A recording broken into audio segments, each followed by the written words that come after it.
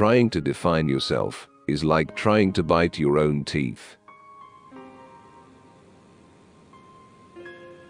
Man suffers only because he takes seriously what the gods made for fun.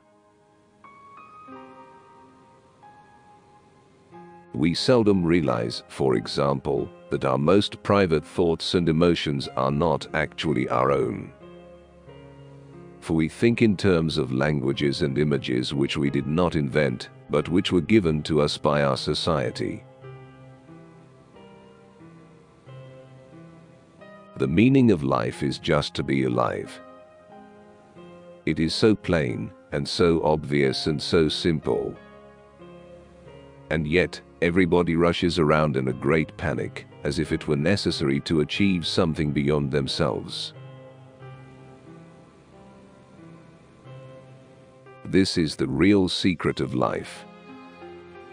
To be completely engaged with what you are doing in the here and now. And instead of calling it work, realize it is play. Muddy water is best cleared by leaving it alone. To have faith is to trust yourself to the water. When you swim, you don't grab hold of the water, because if you do, you will sink and drown. Instead, you relax and float. The centipede was happy, quite, until a toad in fun said, "Pray, which leg goes after which?" This worked his mind to such a pitch, he lay distracted in a ditch, considering how to run. The only way to make sense out of change is to plunge into it, move with it, and join the dance. You are an aperture through which the universe is looking at and exploring itself. You are a function of what the whole universe is doing, in the same way that a wave is a function of what the whole ocean is doing. Through our eyes, the universe is perceiving itself. Through our ears, the universe is listening to its harmonies. We are the witnesses through which the universe becomes conscious of its glory, of its magnificence. I have realized that the past and future are real illusions, that they exist in the present, which is what there is, and all there is. The more a thing tends to be permanent, the more it tends to be lifeless. The art of living is neither careless drifting on the one hand, nor fearful clinging to the past on the other. It consists in being sensitive to each moment, in regarding it as utterly new and unique, in having the mind open and wholly receptive. Try to imagine what it will be like to go to sleep and never wake up.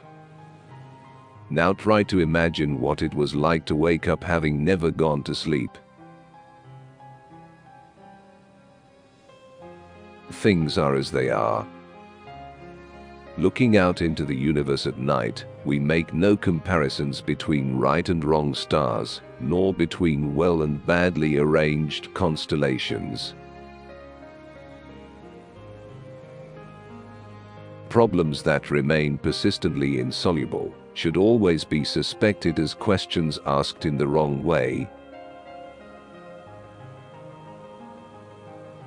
Tomorrow and plans for tomorrow can have no significance at all, unless you are in full contact with the reality of the present, since it is in the present, and only in the present, that you live.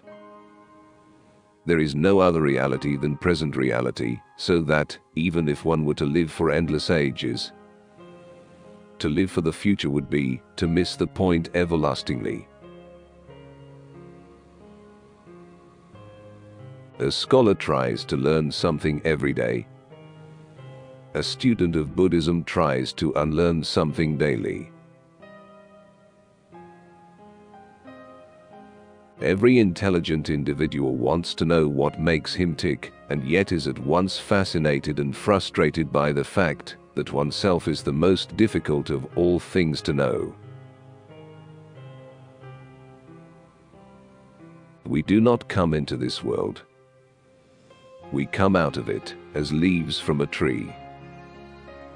As the ocean waves, the universe peoples.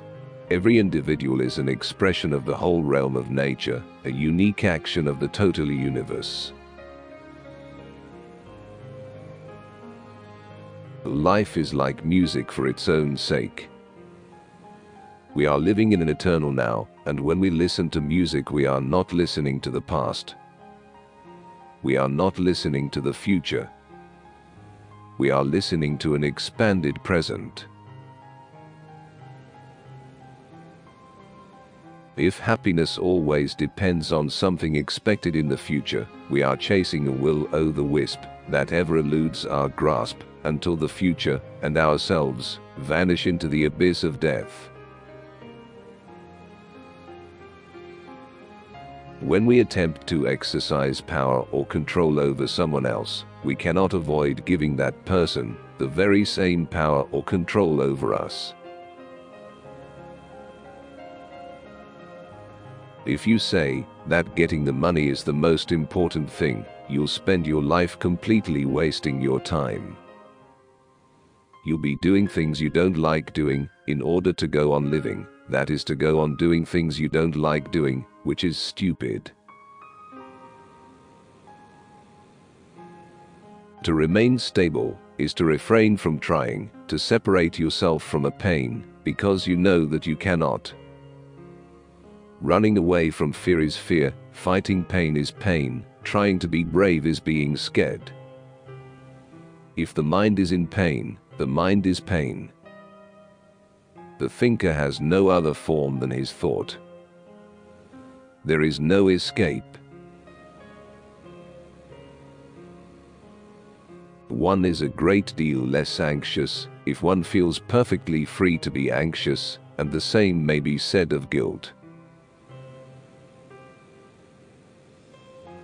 And people get all fouled up because they want the world to have meaning, as if it were words. As if you had a meaning, as if you were a mere word, as if you were something that could be looked up in a dictionary. You are meaning. So then, the relationship of self to other is the complete realization that loving yourself is impossible without loving everything defined as other than yourself. What we have to discover is that there is no safety, that seeking is painful, and that when we imagine that we have found it, we don't like it.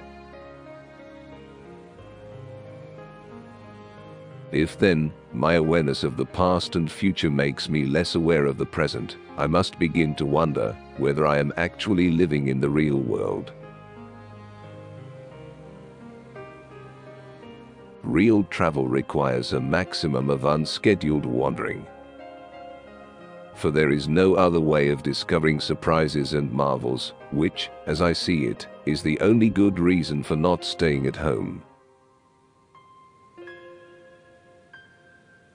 You're under no obligation to be the same person you were 5 minutes ago.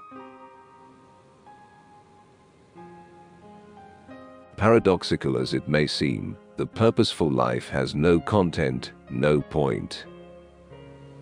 It hurries on and misses everything. Not hurrying, the purposeless life misses nothing, for it is only when there is no goal and no rush that the human senses are fully open to receive the world.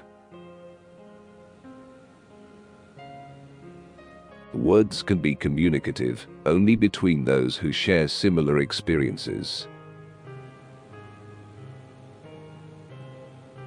If you cannot trust yourself, you cannot even trust your mistrust of yourself. So that without this underlying trust in the whole system of nature, you are simply paralyzed.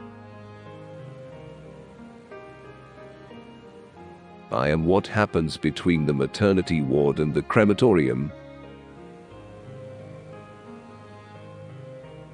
We feel that our actions are voluntary when they follow a decision, and involuntary when they happen without decision. But if a decision itself were voluntary, every decision would have to be preceded by a decision to decide. An infinite regression which fortunately does not occur. Oddly enough, if we had to decide, we would not be free to decide. Just as true humor is laughter at oneself, true humanity is knowledge of oneself. No one is more dangerously insane than one who is sane all the time. He is like a steel bridge without flexibility, and the order of his life is rigid and brittle. Technology is destructive only in the hands of people who do not realize that they are one and the same process as the universe. But you cannot understand life and its mysteries as long as you try to grasp it. Indeed, you cannot grasp it, just as you cannot walk off with a river in a bucket. If you try to capture running water in a bucket, it is clear that you do not understand it, and that you will always be disappointed, for in the bucket the water does not run. To have running water you must let go of it, and let it run. It's better to have a short life that is full of what you like doing, than a long life spent in a miserable way. For if you know what you want, and will be content with it, you can be trusted. But if you do not know, your desires are limitless, and no one can tell how to deal with you. Nothing satisfies an individual incapable of enjoyment. Indeed, one of the highest pleasures is to be more or less unconscious of one's own existence, to be absorbed in interesting sights, sounds, places, and people. Conversely, one of the greatest pains is to be self-conscious, to feel unabsorbed, and cut off from the community and the surrounding world. Peace can be made only by those who are peaceful, and love can be shown only by those who love. No work of love will flourish out of guilt, fear, or hollowness of heart. Just as no valid plans for the future can be made by those who have no capacity for living now. Never pretend to a love which you do not actually feel, for love is not ours to command. You are that vast thing that you see far, far off with great telescopes.